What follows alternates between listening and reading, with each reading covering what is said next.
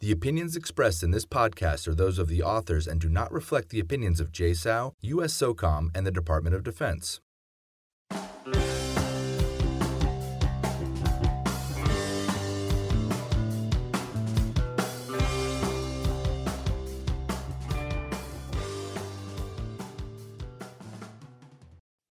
Welcome to the latest edition of the JSOU Military Design and Innovation Podcast. Ben Zwibelson is currently enjoying Galanka in Warsaw, Poland, working with the Polish War College, so I'll be your host this morning. My name is Nathan Schwagler, joined by Dr. Schön, Mr. Matt McHale, and Dr. Chris Paparone. Each of our guests will introduce themselves, tell you a little bit more about their background, and offer some perspective on a topic that's near and dear to us in the military design courses that we run here at JSOU. We're going to start with the topic of reflective practice, a concept proposed by Donald Schön. So with that, Dr. Lux, would you mind introducing yourself? Sure. My name is Schön Lux, military background in the Army, and then went and played startup in corporate America, and then eventually went into academia and the college of business world, and been doing design and strategy, teaching at the MBA level, but then also practicing it myself in my own businesses and consulting for about the past 15 years. Matt, I'm not sure if are you a retired colonel or you're still colonel? Still a colonel, on the verge of retirement, 27 years in the U.S. Army, about 20 of that in Special Forces, worked extensively with international partners, really culminated my career at USSOCOM in the J3 International Division, where we really tried to apply some design practice to framing that place to make it useful for partner integration. Excellent. Welcome. Yeah, Chris Paparone, 28-year Army officer who was a logistician. When I was a logistician in uniform, I used to get into logistics theory as it relates to strategy. So, the relationship between strategy and logistics. And so that kind of got me into theoretical mode. And then when I was at the Army War College, I had an opportunity to get a PhD as part of their professor program. So I got into the Penn State program and pursued other aspects of academics, and I got into big time into theory associated with Donald Schön and other aspects of cultures of strategy. So I was still on active duty. I did eventually retire kind of as a military academic, and then stayed as an academic in the military realm. I first took a job teaching Command General Staff College, and then I became a dean of a college at the Army Logistics University. And then right now, I'm still a professor at National Defense University, Eisenhower School.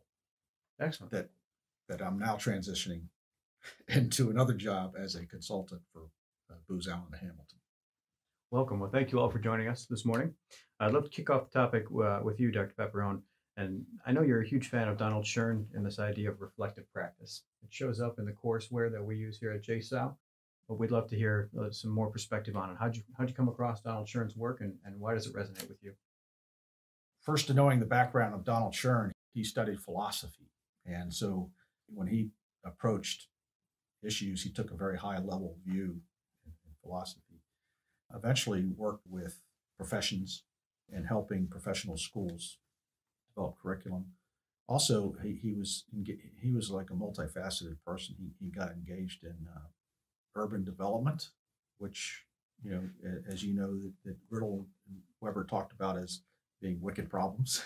and so he said, well, what kind of learning, where is our learning theory failing us? And so he came up with kind of his own approach to professions. And he wrote the book, The Reflective Practitioner, How Professionals Think in Action, which is essentially reflective practice. It's a terrific book. And he followed up later with a book, Educating the Reflective Practitioners. And this is for educators to take that idea and say, okay, how do you approach, really a coaching, similar to what you all do in the facilitation role. You're doing a lot of coaching. You're monitoring the learning of the group that you're with, which is unique, and you're improvisational in the way you say, well, what do we do next? Or, how do I take them, or what quick lecture do you have to do to kind of understand what they are doing? And saying that there's a theory behind this. And so then they have the experiential learning that goes with the theory. This is very Schönian, So his style of learning has to do with, first of all, pointing out the idea of framing becomes really important. And so frame awareness is like almost like the the Alcoholics Anonymous, where you have to admit that you have frame rigidity. So you first have to become aware of your own frames, and then you explore new frames. And this is problematic because what we tend to do is take our old frames and rename them. And Ben and I talk about this a lot, the onomasiological issue associated with words that mean the same thing, but you think you've broken into a new concept, but it really is the same. You got to help us out, Dr. Pap. Onomasiological. What does it mean? It just means that it's kind of the study of linguistics where you talk about meanings and associated with words. And onomasiological means that you're saying the same thing in different words. Got it. So part of frame awareness is the awareness that you are just repeating yourself. So I'll give you an example. The Germans the Napoleonic Wars, and the Germans came up in the 1800s with the idea of combined arms maneuver. Well, we rephrased that, and we call it the airland battle. It's combined arms maneuver, right? So we go through history renaming the same basic concept, thinking that we have a breakthrough concept, and really it's about the same thing. It's almost like Monk was saying about, we go back to the same process. We might rename the steps, we might rename the processes, but we're doing the same thing. Yeah, so if we've got a bad habit of renaming similar constructs with just new words and thinking about them and sort of treating that as innovation, how do we ever actually produce new frames? And this is where Schön comes back. In 1963, this is before he got into the reflective practice mode, he wrote a book called The Displacement of Concepts. And here he studied how concepts are born. And they're really extensions from old concepts. And but when you extend them far enough, you're actually pushing out into the creative mode. You only have the old concepts to base your ideas on. But if you employ like bricolage or the idea of improvisational thinking with those old concepts and put them together in new ways, you may get a displaced concept. But he says the whole time you're doing this, be aware that you had that root concept and you're just taking off from that. So you know that there probably are problems, analogical problems with metaphors are different from analogies. Mm-hmm. Analogies are what goes with the metaphor into the new concept from the old metaphor. And what did you leave behind is still left there. So it's not analogous, but we tend not to critically think about what's left behind. Yeah, at the risk of going too deep, I think we might be on the cusp of what Weick refers to as imaginative versus fanciful thinking, right? Like, are we in a position where we're just, recombining old ingredients in order to come up with something? Or are we actually in a place where we can get our hands on some new ingredients? Some breakthrough. Exactly. Thinking. And this is that 63 book that's a very obscure book, but it's a wonderful book. What Schön is very good at is explaining very high level concepts associated with philosophy and all that, but he does it in a way that I think is a very understandable way. So that book is really, to me, a classic. And that's not recognized The as a Displacement classic. of Concepts? Yeah. 1963. Excellent. Yeah. And so and you can tell how his thinking started then branching out from there, in terms of design, because it's all about conceptual design, concepts. Brilliant. Thank you. Colonel McHale, I'd love to hear about your perspective on new concepts and in your experience. You spent a lot of time in the Special Forces community. How do new concepts come to life in your organization? What have you seen? Well, historically, I guess, sadly, it takes tragedy or some kind of stark, impactful piece that then shocks everybody into looking someplace new. Really, that failure of the old, forces us to seek the new. And I guess the real challenge is to avoid that, to look around the corner before you step around the corner kind of thing. And I do think we're struggling with that within the military. Your senior leaders want it. They want to foster it. We are maybe not necessarily selecting for that in SOF. Although it was interesting just listening to Colonel Jeremiah Monk talk about how our selections have been successful. And that's what we very prideful in SOF, that we select the right people. But, do we need to add some of those characteristics to that? And how do you, if you get these people with tremendous potential, but then how do you educate them and expose them to this way of thinking, particularly after they come from institutions that, constrain their thinking to make them more compliant? And so that's kind of the challenge. And how do we bring that to our institutions? In my personal experience, what it took for me was working with partner nations that are, we all have this brotherhood of soft. A lot of the problems and challenges are the same, but then their cultural perspective is significantly different, the size of their military, whatever. And if you ask them to say just a simple question of what do you think, started cueing me into the fact that there is another way to look at this. Mm-hmm. Tangible examples go to when you are doing foreign internal defense or security force assistance on the ground. Watch the way the Americans do it compared to like the Danes or the Scandinavian nations, the Norwegians. It looks much more hands-off, much more dangerous, lots less security, but the results are fantastic. And so, for example, the Norwegians training the 333 in Afghanistan, just a fantastic unit to watch the Afghans do things. So it works. It's different, and different's not bad. So that was where it kind of, innovation and creative thinking and reframing kind of got brought into my face. Yeah, so that's an interesting angle on it, in that if, we were talking about with Dr. Paparone here about frame awareness, frame rigidity, and what does it take to innovate and actually create new frames for yourself. The workaround it seems like you've established is, hey, let's borrow frames. So diversity or sort of enriching the pool of frames we get to pick from by engaging with other nations. We share the soft brotherhood. So we've got that trust established and sort of a baseline understanding of how the other people are living. But simply asking that good question of like, well, what do you think? And honestly listening and being open and curious. That second part is key, honestly listening and knowing, as you said, Doctor, that maybe there is a need to change, where there is something more out there, that self-awareness. Right. Sean, I know you've seen a lot of concepts come to life on the commercial side. You were on faculty teaching entrepreneurship for a long time at the University of South Florida College of Business, as well as other institutions around the country. How do new ideas come to life in the marketplace? Well, I think both in a military and a commercial, there's that old phrase that new knowledge passes through 3 phases.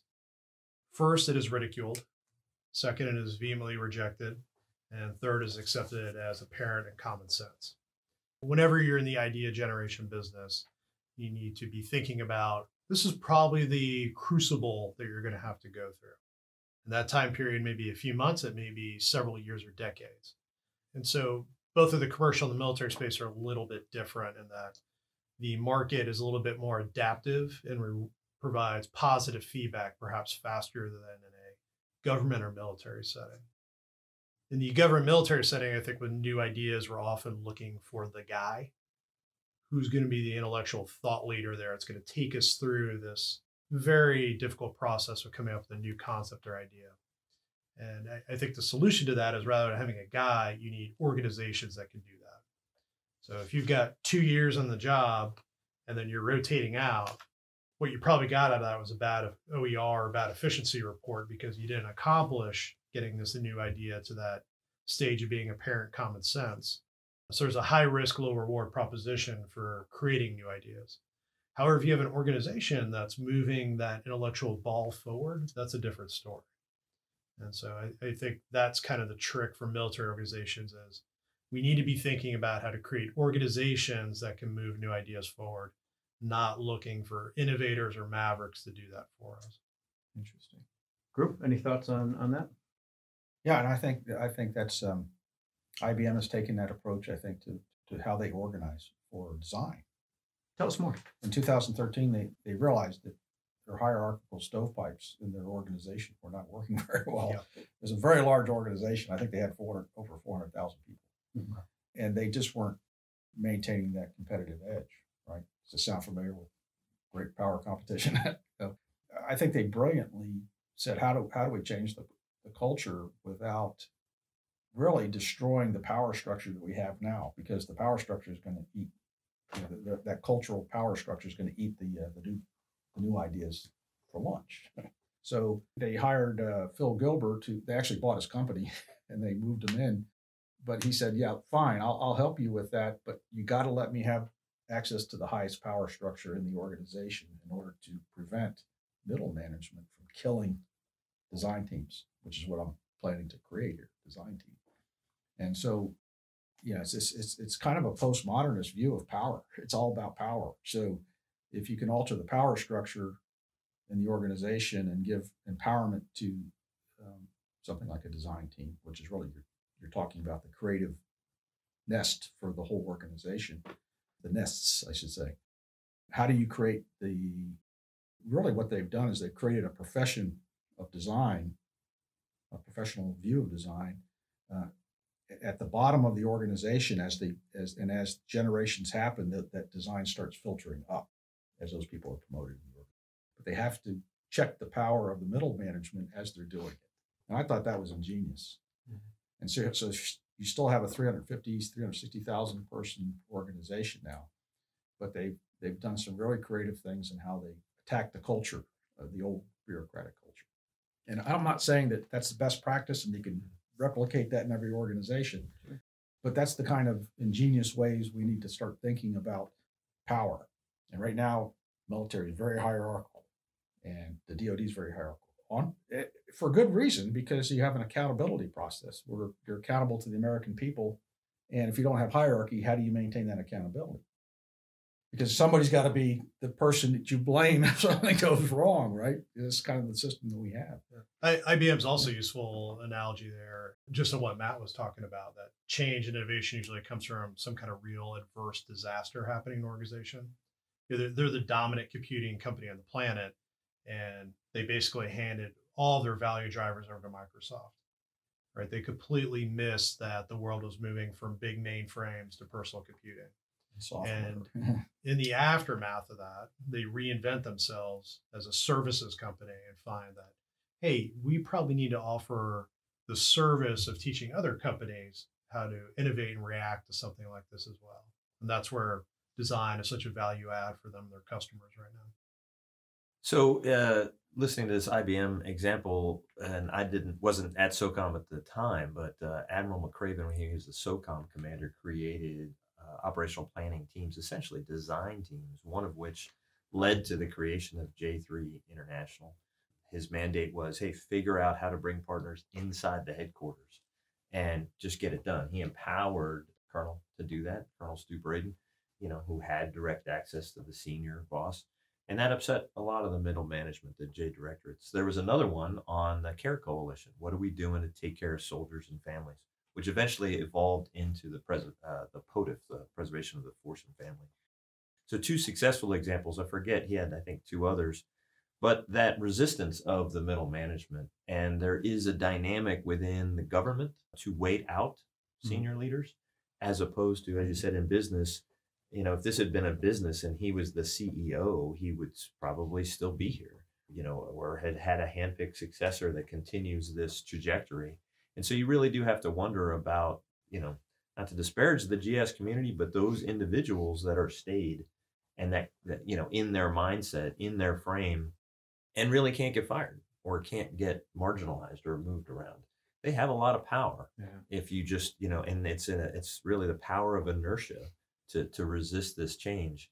So I came to J3 when it had just been put back into the J code. So the planning teams were now dissolved. The people that were brought there, got put back into their directorates. And so then it had to, how do you make this thing exist within the old, directorate system? You pull on what's still good. You sustain those relationships, even though you don't control them anymore. But it was sort of this feeling I had to go back and institutionalize what had been this creative process within the organization. So challenging. We discussed that earlier, and I think that's a great example, but so McRaven says, hey, these are problems we need to get solved. And just walking around the headquarters, you hear him credited with that, but it's kind of that great man leader thing. But what was the actual process in which these things got stood up? Well, I think he identified the planning team leads, colonels that he trusted, and they went out and found people to come join that team. There was a mandate. We know, for example, we need budget people, we need communications people, we need whatever. Some people volunteered for that, saw it as an opportunity, and those were the best kind. Because they just gravitated towards, I want to affect change, I want to be part of this dynamic planning team. In some ways, they had to go out and pursue certain people by reputation, by whatever, and invite them to the team. And there was a trust factor there. And then a little bit of collection of mavericks that they can shape it and see what was going on.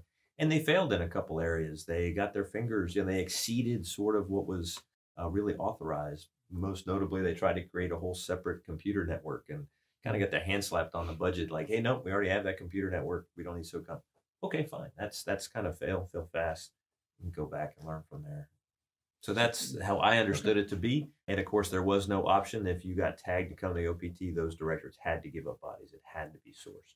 And that's where his authority came into making it. So, I was going to say, I think it's really illustrative. What the leaders do in that situation is create the mandate, but then also the space in the organization. But then it's a organizational effort in order to create these new processes, concepts, and innovations. And power structure. Yep. With the gift of hindsight, knowing what you know now, what opportunities existed to kind of change tack in that process in order to, because there's been the organization rejected some of these things after he was no longer in the seat. Is that fair to say? I think so. I think that because change happened so rapidly, and there was some definite resistance to that, even afterwards. Some middle folks even challenging the in the J3I's case. Are you doing illegal things? Are you violating security without even coming to the organization? And working it inside out. Go to the IG. It was more of an attack than it was, hey, I'm afraid that you might be doing something wrong. Let me help you. It was more of an attack that you had to respond to.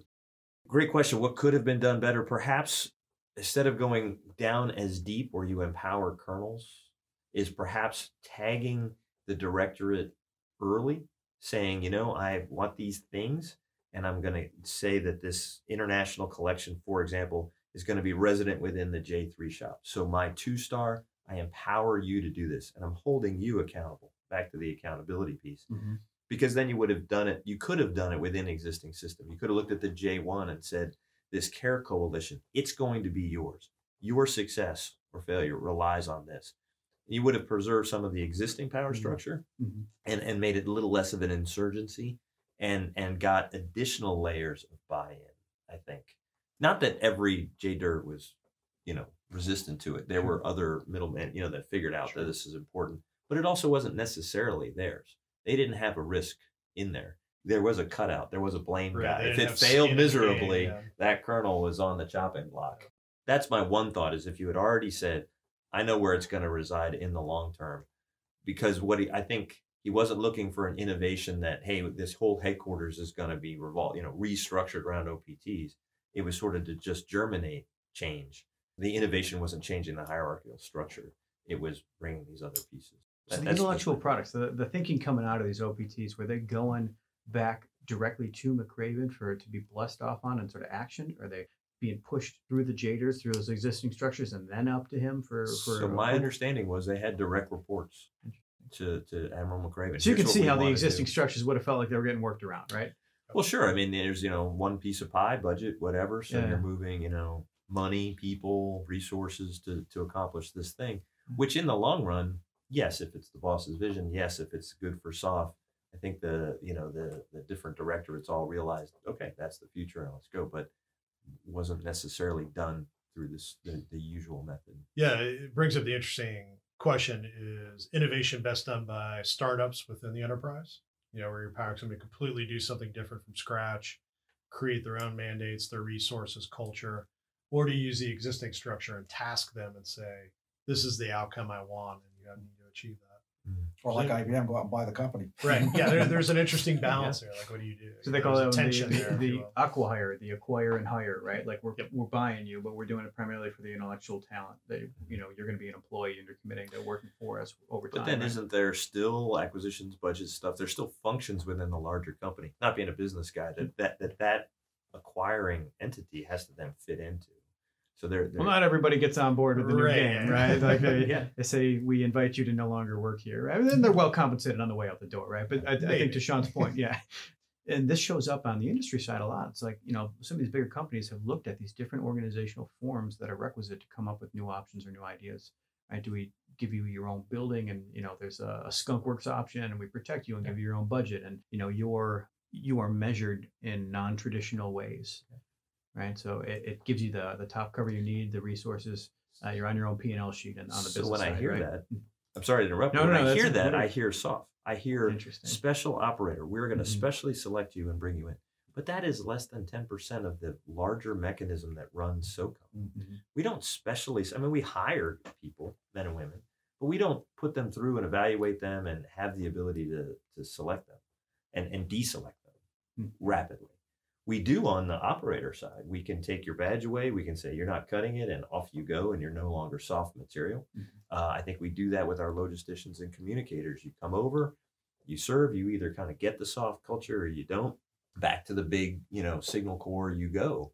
But within the other population, I mean, it's not built the same. So a good 85% or larger of, and that's where our contractors are valuable. They are those, especially most of them are former soft professionals. So it's in them.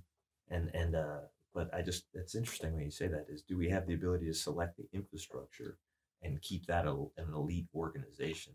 Yeah, you guys do such a great job at finding those kind of tier one talents at the individual level. But to what extent are you able to create the infrastructure you need to support those individuals to do great thinking that isn't maybe aligned with the legacy system Absolutely. of the organization? If you look at that whole OPT experiment of at McRaven as like what I would call a team selection event, when you came, you put your rucksack on your back, we're challenged with all these creative, complex problems with no solutions, and it just doesn't look like impossible problems. And you see how you perform and interact. We do that in the sand hills of North Carolina. Couldn't you have assessed that same operation for how the OPTs went, and then select or deselect people on their reaction to that whole process?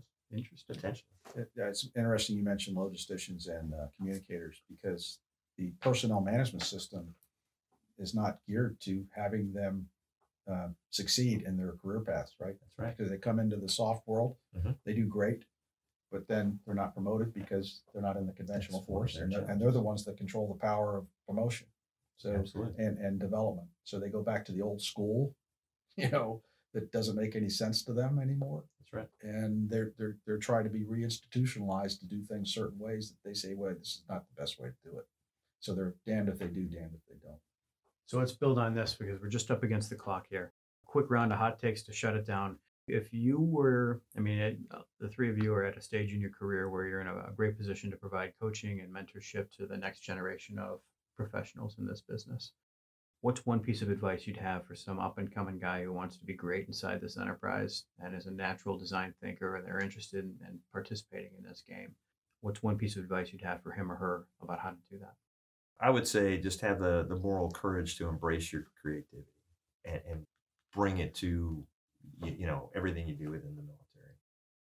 The moral courage to embrace your own Yeah, creativity. it's scary. I mean, you put yourself out there. You're going to challenge your boss. You're going to do this, and then at the end of the day, your boss says no or go right instead of left. You're going to follow, but you've got to be that person that challenges that in a thoughtful way. I think that's who we're looking for. I like that. I've always thought of creativity, and in this case, design, as being a thick-skinned business, right? Mm-hmm. If you're a thin-skinned cat, you're just not going to make it in this craft, because, Sean, to your point, the first step in the new knowledge game is ridicule, right? Like I had a boss one time who we were sitting in a really rough ideation session, and he knew I was just taking arrows left and right from every angle in this room, and he wrote on a big Post-it note, slapped it on the window on his way out the door. He said, and it was just a quote, it said, "Be the crucible for change." Somebody's got to take these arrows if you want to introduce new thinking into the organization. Pap, Sean, anything? Yeah, if in the age of networks and the connections that we have the capability of doing now, we still draw our organization charts, the block and wire diagrams of hierarchy. Walk into your organization, even if you're in the military or not military hierarchy, and ask the people who work there who their contacts are, how they get their work done. And you'll find that the networks exist, but you don't pay much attention to them. And then leadership becomes, how do you increase the effectiveness of these connections, rather than how do you increase your power to direct people? And so the power of the network will hopefully then start becoming the center of attention for your work, rather than directing. And we are a directing culture, but the network may be the secret to change. And it's all about organizing. It's not about the organization on the organization chart. It's about the ing of organizing. You're constantly building this network. You're constantly facilitating the network. Certainly a different frame of analyzing. Once again, reframing, right? Absolutely. Yeah. Brilliant. The velocity of technological change right now is exponential. What that means is that the volume and uncertainty of change in our operating environment is exponentially changing as well too. In the commercial sector, there's entrepreneurs and then there's hustlers. These are people who are constantly able to see the opportunity, influence, and make change here. And it seems to be there's an analogy in special operations community of you have soft professionals, then you have operators. Right? These are guys that constantly get the mission done, execute, or adaptive. And so I think there's already a lot of baked in capability into the operator mindset about being very good with all this rapid change increasing out there. So my kind of hot take on that, as far as what you should be doing, is thinking about how can you develop the skill sets to continue to rapidly identify change in your system and create great solutions for all these different situations you're going to find yourself in. You heard it first, a new MOS, military hustler. Gentlemen, thank you so much for sharing your time. Appreciate you. And thank you for participating in this edition of the JSOU Military Design and Innovation Podcast. Thank you.